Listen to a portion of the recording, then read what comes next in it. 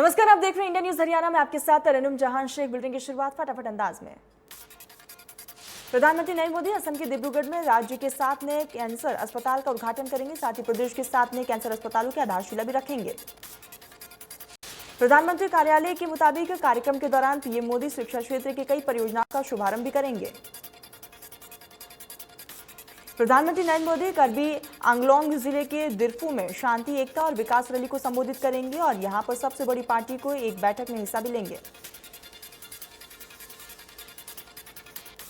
प्रधानमंत्री मोदी पशु चिकित्सा महाविद्यालय और कृषि महाविद्यालय आधारशिला भी रखेंगे। 500 करोड़ रुपए से अधिक की परियोजना क्षेत्र में कौशल और रोजगार के नए अवसर लेकर आएंगे।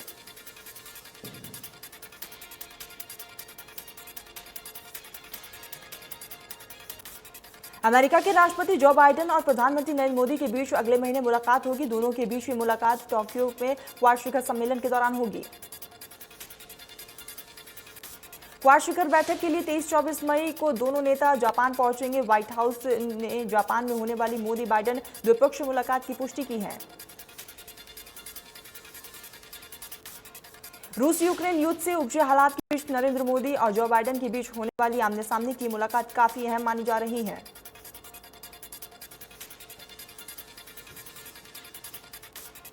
रूस यूक्रेन जंग की 64वां दिन आज हमले की वजह से यूक्रेन की अर्थव्यवस्था बुरी तरह से प्रभावित। यूक्रेन के राष्ट्रपति व्लादिमीर जेलेंस्की का कहना है कि युद्ध की वजह से देश को $600 अरब से ज्यादा का नुकसान हुआ। यूक्रेन में सैकड़ों उद्योग तबाह हो चुके हैं। करीब 2500 किलोमीटर तक सड़कें और लगभग 300 पुल बर्बाद हो चुके हैं। दक्षिणी कश्मीर के पुलवामा जिले के मित्रगल इलाके में सुरक्षा बलों ने मुठभेड़ के दौरान 2 आतंकियों को मार गिराया। सर्च ऑपरेशन लगातार जारी। इस दौरान आतंकियों की गोली से एक जवान जख्मी हो गया, उसे अस्पताल में भर्ती करवाया गया। मुठभेड़ स्थल पर कुछ और आतंकियों के छिपे होने की भी आशंका।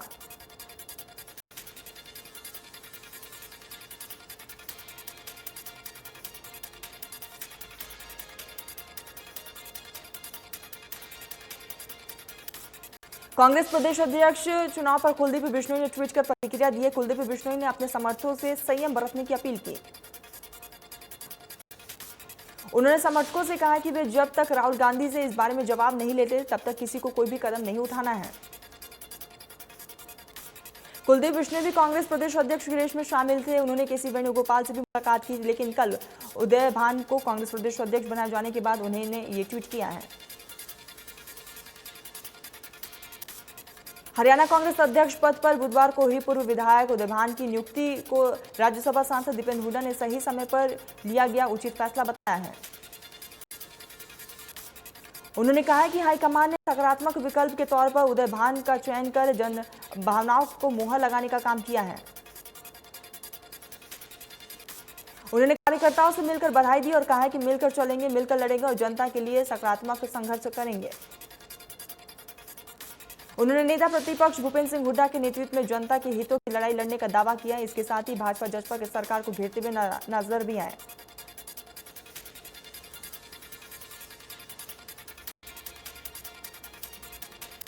हरियाणा स्कूल एजुकेशन बोर्ड द्वारा 12वीं की कैंसर परीक्षाएं आज होनी है और ये एग्जाम वो है जो पहले किसी न किसी वजह से कैंसिल हुई थी। वही परीक्षाओं की टाइमिंग दोपहर 12:30 बजे से शाम 3 बजे तक रखी गई है। बताया जा रहा है कि इन परीक्षाओं में 5000 से ज्यादा छात्र शामिल होंगे। इन परीक्षाओं में वो कैंडिडेट्स भी भाग ले सकेंगे जो कि खेल प्रतियोगिता या फिर अन्य किसी प्रतियोगिता में शामिल होने के कारण परीक्षा में अनुपस्थित थे। 30 अप्रैल को गुरुग्राम में बीजेपी की एक बड़ी बैठक बुलाई गई है, जिसमें पार्टी के 200 बड़े नेताओं को बुलाया गया, जिसमें सांसद, विधायक, मंत्री और पार्टी के पदाधिकारी भी शामिल हैं। इस दौरान देश के प्रधानमंत्री मोदी की सरकार के 8 साल पूरे होने पर कार्यक्रम की तैयारियों पर चर्चा होगी।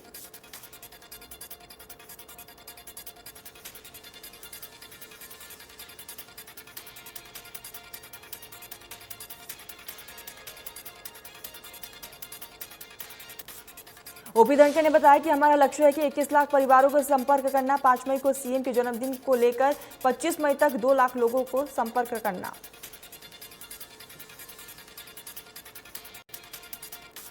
4 मई को रोहतक जाट शिक्षण संस्थानों के मैदान में हरियाणा के मुख्यमंत्री मनोहर लाल खट्टर हरियाणा प्रगति रैली करने जा रहे हैं। इस रैली को सफल बनाने के लिए बीजेपी ने अपनी ताकत झोंकने के लिए कार्यक्रम का शिलान्यास शुरू कर दिया। इसी क्रम में रैली में लोगों को जोड़ने के लिए भाजपा के नेताओं ने एक बैठक की। इस बैठक में पूर्व सहकारिता राज्य मंत्री मनीष ग्रोवर जिले के भाजपा कार्यकर्ताओं से रैली को सफल बनाने का आह्वान किया।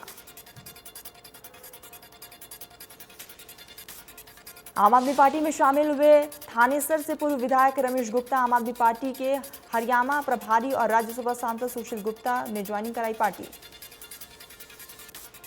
पूर्व विधायक रमेश गुप्ता के साथ हरियाणा परिवहन कर्मचारी संघ के कई पदाधिकारी भी आम आदमी पार्टी में शामिल हुए।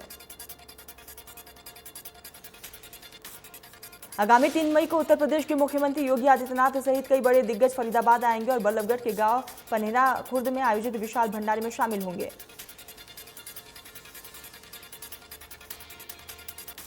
सोना के घमडोस टोल को लेकर लोगों का गुस्सा उफान पर है। क्षेत्र के लोग अब 29 मई को एक महापंचायत का आयोजन कर घमडोस टोल फ्री तरह से जाम करेंगे।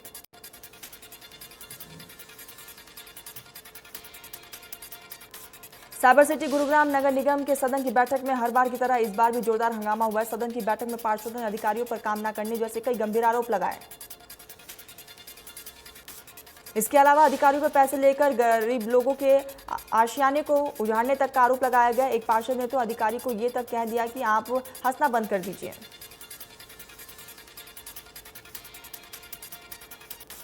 केतल में बेसहारा पशुओं की संख्या दिन प्रतिदिन बढ़ती जा रही है, जिसको लेकर नगर परिषद ने आदेश जारी किया है कि जो कोई भी ऐसे बेसहारा पशुओं को छोड़ने की पक्की जानकारी देगा उसे इनाम दिया जाएगा।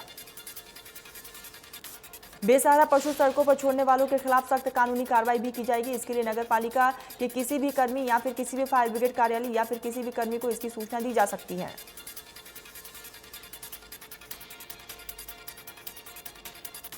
घरौंडा मंडी में खाद्य आपूर्ति विभाग द्वारा लगाए गए स्टॉक से गेहूं की चोरी करते 3 युवकों को पकड़ लिया गया। फूड सप्लाई डिपार्टमेंट के अधिकारियों ने 3 युवकों को पुलिस के हवाले किया। अधिकारियों के मुताबिक 2 दिन पहले 10 कट्टे गेहूं चोरी हुए थे। आशंका है कि इन्हीं चोरों ने पहले भी चोरी की घटना को अंजाम दिया। अब तक आधा दर्जन से ज्यादा कट्टों का काट कर करीब 40 किलो गेहूं निकाला जा चुका है।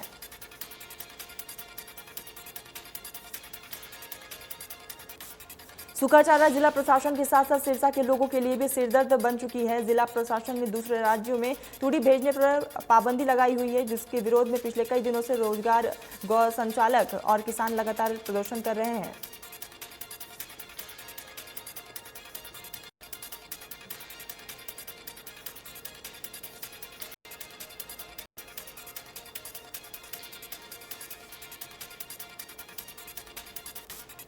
पिछले कई दिनों से राजस्थान के गौशाला प्रबंधकों ने भी सिरसा जिला प्रशासन को बॉर्डर खोलकर दूसरे राज्यों से तूड़ी भेजने की पाबंदी को बहाल करने की मांग की थी, लेकिन जिला प्रशासन किसी भी हालत में राहत देने के मूड में नजर नहीं आ रहा।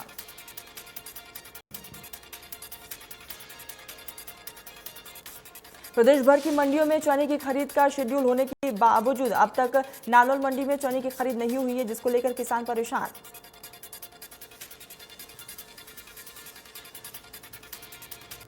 चरखी दादरी जिले के मिस्ट्री स्थित परीक्षा केंद्र पर नकल के चलते फिजिकल एजुकेशन विषय का परीक्षा रद्द हो चुका है। प्रशासन ने विभिन्न कोर्ट के प्रश्न पत्र और उत्तर कुंज मिलने की वजह से परीक्षा रद्द की।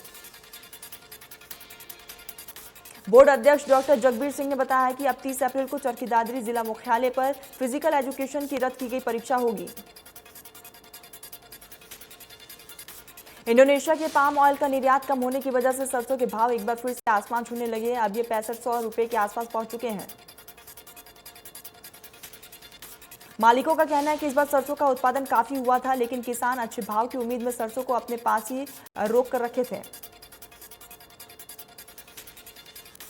अंतर्राष्ट्रीय सर्जन की हयात प्राप्त कर चुके प्रसिद्ध सर्जन एवं समाजसेवी डॉक्टर अनिल अग्रवाल ने एक और जटिल ऑपरेशन कर 25 वर्षीय महिला की जान बचाई। डॉक्टर अनिल अग्रवाल ने एक 25 वर्षीय महिला के पेट से 11 किलोग्राम का ट्यूमर और 4 फीट कैंसरग्रस्त आंत का सफलतापूर्वक निकाल दिया है। डॉक्टर के मुताबिक इस प्रकार का ट्यूमर लगभग 1 करोड़ व्यक्तियों में से किसी एक व्यक्ति में पाया जाता है। रिटायर्ड कर्मचारी संगठन हरियाणा के सेवानिवृत्त कर्मचारियों ने अपनी मांगों को लेकर सरकार के खिलाफ जमकर नारेबाजी की और प्रदर्शन भी किया। कर्मचारियों ने जिला उपायुक्त के माध्यम से सीएम के नाम ज्ञापन सौंपकर चेतावनी भरे लहजे में कहा कि यदि उनकी ये मांगे नहीं मानी गई तो आगामी 27 मई को हजारों की संख्या में सीएम आवास का घेराव करेंगे। सोनीपत में ग्राम क्षेत्र के लोगों ने बिजली विभाग के एससी कार्यालय पहुंचकर बिजली विभाग द्वारा सिक्योरिटी के नाम पर बिल में जोड़े गए रुपये के विरोध में ग्रामीणों ने जमकर विरोध प्रदर्शन जाहिर किया।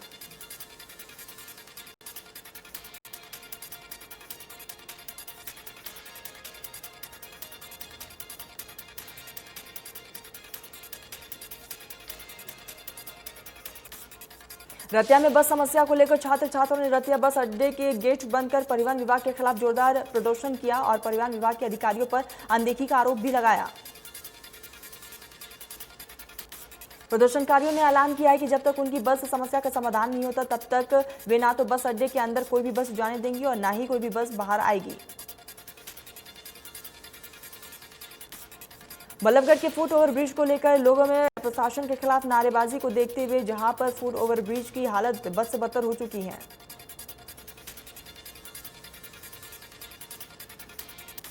प्रदेश में बढ़ रहे कोरोना के केसों को देखते हुए स्वास्थ्य विभाग की टीम सतर्क हो चुकी है। विभाग स्कूलों की गर्मियों की छुट्टी से पहले वैक्सीनेशन के लिए विशेष अभियान चलाएगा। इसके लिए स्वास्थ्य विभाग जिन लोगों को अब तक वैक्सीन नहीं लगी है उनकी पहचान करके टीका करेगा। सोना फ्लाइंग ने सोना खंड के गांव नुनेरा में एक डिपो पर छापेमार कार्रवाई किए। टीम को मौके से 61 किलो चीनी और 320 किलोग्राम नमक मिला है। बल्लभगढ़ के ऊंचा गांव में सीएम फ्लाइंग टीम ने नशीले और प्रतिबंधित सामान बेचने वालों पर नकेल कसी। एसीपी सीएम फ्लाइंग ने छापेमार कर बीड़ी, सिगरेट और गुटखा के अलावा काफी आपत्तिजनक सामान भी पकड़े हैं। लगातार जांच पड़ताल जारी है।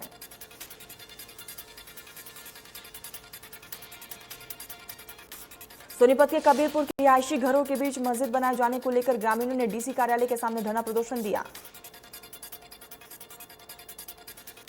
जब डीसी कार्यालय पर भी किसी ने सुनवाई नहीं की तो ग्रामीण एकत्रित होकर सोनीपत के सदर थाने पर जा पहुंचे और अपनी मांगों को लेकर सदर थाना प्रभारी को शिकायत दर्ज कराई।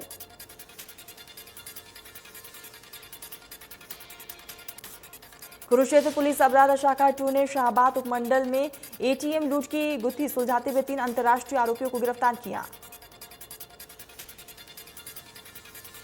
आरोपियों के पास से 5 लाख की नकदी और नहर में फेंकी गई एटीएम मशीन के साथ चोरी में इस्तेमाल की गई स्कॉर्पियो गाड़ी भी बरामद की गई।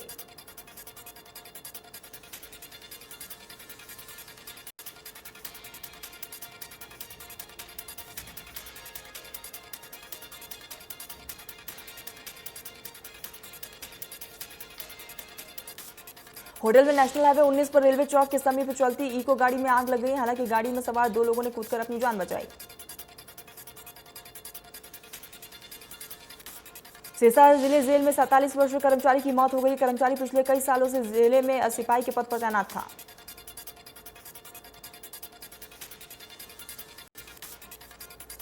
करनाल की जनरेली कॉलोनी में संदिग्ध परिस्थिति में युवक का शव मिलने से हड़कंप मच चुका है। बंद पड़ी दुकान के सामने मृतक के शव के पास सिरिंज और उसकी स्कूटी में कुछ इंजेक्शंस भी बरामद हुए। घटना की सूचना के बाद डायल 112 को इसकी सूचना दी गई। मौके पर पुलिस की टीम पहुंची और शव को अपने कब्जे में लेकर पोस्टमार्टम के लिए भेज दिया गया है। यमुनानगर में एक युवक ने ससुरालजनों पर अपने जमाई के घर घुसकर लड़के और उसके मां बाप को पीटने का मामला सामने आया, जिसमें युवक के पिता का हाथ भी टूट गया। घटना सीसीटीवी कैमरे में कैद है। फिलहाल पुलिस सीसीटीवी के आधार पर आगे की जांच पड़ताल में जुटी है।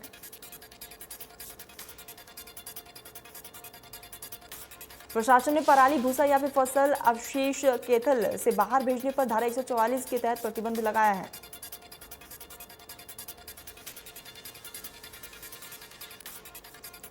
सिरसा के कंगनपुर गांव में बीते दिनों पति पत्नी द्वारा 4 युवकों को नशा बेचने से रोका गया तो वही युवकों ने उनकी जमकर पिटाई कर दी।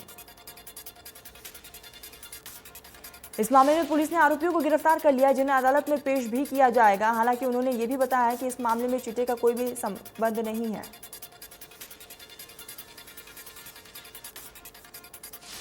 गरोंडा के रायपुरा रोड पर जंगल में फंदे से लटका एक शव मिला है। शव 3 महीने पुराना बताया जा रहा है।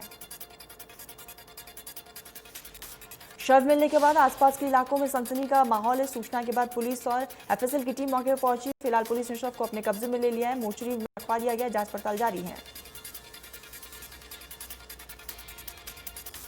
सोनीपत जिले में इकोनॉमिक सेल में ड्यूटी पर तैनात इंस्पेक्टर ने अपने बड़े भाई के साथ मिलकर पत्नी को खूब पीटा। बताया जा रहा है कि इंस्पेक्टर की पत्नी को उसके पति के अफेयर का पता चल गया था, जिसके बाद इंस्पेक्टर पति ने पत्नी की बुरी तरह से पिटाई कर दी। जज्जर की दुलीना जेल में गैंगवॉर मामला सामने आया है, जहां जेल में बंद अनिल गंजा और शेखर बुपनिया के बीच विवाद हुआ। विवाद में दोनों ही तरफ से एक दूसरे पर नुकीले हथियार से हमला किया गया। इस हमले में दोनों गुटों के आधा दर्जन सदस्य जख्मी हो चुके हैं, जिन्हें इलाज के लिए झज्जर के नागरिक अस्पताल में भर्ती कराया गया। भिवानी में पुलिस ने खूंखार गैंग के सरगना और 4 गुर्गों को गिरफ्तार किया है। गैंग का सरगना बहुत ही शातिर और पेशावर अपराधी है। दुर्घटनाओं में नियंत्रण के लिए केंद्र सड़क परिवहन एवं राजगार मंत्रालय ने राष्ट्रीय सूचना केंद्र और आईआईटी मदरसा के सहयोग से integrated road accident database mobile app तैयार किया है।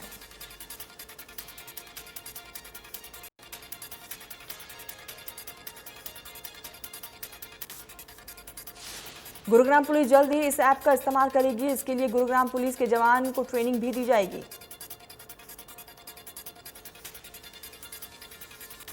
परियोजना के लागू होने से पहले शहर के किस स्पॉट पर कितने हादसे हुए, कितनों की मौत हुई है, कितने घायल हुए और हादसे की वजह क्या रही है, इन सभी तथ्यों की जानकारी एक क्लिक में मिल जाएगी।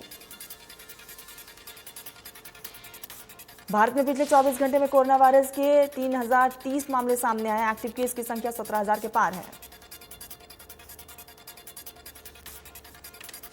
दिल्ली में पिछले 24 घंटे में कोरोना के 1367 केस सामने आए, जबकि एक शख्स की मौत हुई। हरियाणा में 24 घंटे में 535 नए सामने आए केस और एक्टिव केस की संख्या 2000 के पार। गुरुग्राम में कोरोना का कहर बढ़ता जा रहा है। पिछले 24 घंटे में 421 सामने आए, 432 मरीज रिकवर हुए। फरीदाबाद में कोरोना के 25 केस सामने आए हैं और एक मरीज की मौत हुई है, जबकि 49 मरीज कोरोना को मात देकर ठीक हुए। सोनीपत में कोरोना के 8 केस सामने आए और एक्टिव केस की संख्या 35 है, जबकि 99.47% रिकवरी रेट है। दिल्ली में भलसवा लैंडफिल साइट पर लगी आग अब भी धधक रही है। आग से फैल रहे धुएं की वजह से 3 से 4 किलोमीटर दूर तक फैली गई कॉलोनियों में रहने वाले लोगों को परेशानी हो रही है। खासकर बूढ़े बच्चे और रोगियों को सांस लेने में काफी ज्यादा दिक्कतें हो रही है। मजबूरन कुछ लोगों को अस्थायी रूप से रिश्तेदारों और करीबियों के घर भी शिफ्ट होना पड़ा।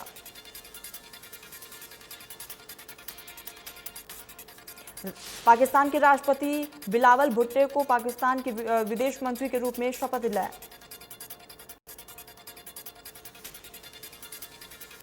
बॉलीवुड सुपरस्टार आमिर खान ने अपनी अगली फिल्म को लेकर तैयारियां शुरू कर दी है। खबर है कि आर.एस. प्रसन्ना एक स्पोर्ट्स ड्रामा के लिए साथ आ रहे हैं। Student of the year Varun Dhawan और आलिया भट्ट ने करियर की शुरुआत की थी। खबर है कि दोनों एक बार फिर से साथ में नजर आ सकते हैं।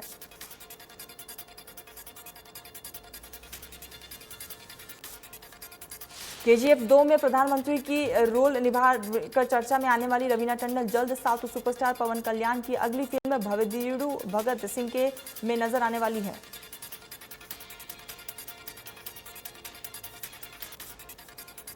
इन दिनों रणवीर चौथी सुर्खियों में है। इस फिल्म में अजय देवगन के साथ साथ अमिताभ बच्चन और रुकलप्रीत सिंह भी नजर आएंगी। 29 अप्रैल को सिनेमाघरों में रिलीज होने वाली है।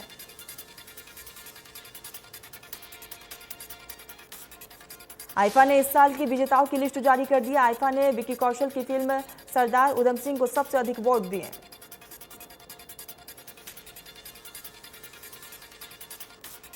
कन्नड़ सुपरस्टार यश की केजीएफ 2 की सफलता को देख केजीएफ चैप्टर 3 को लेकर कहा है कि वो इन दिनों भाग से भी होगी धमाकेदार।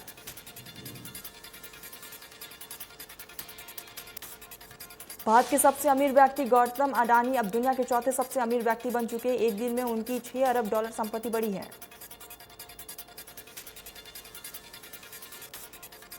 ट्विटर को खरीदने के बाद एलन मस्क ने कहा है कि फ्रीडम ऑफ स्पीच पर जोर रहेगा और कई फीचर्स जोड़े जाएंगे।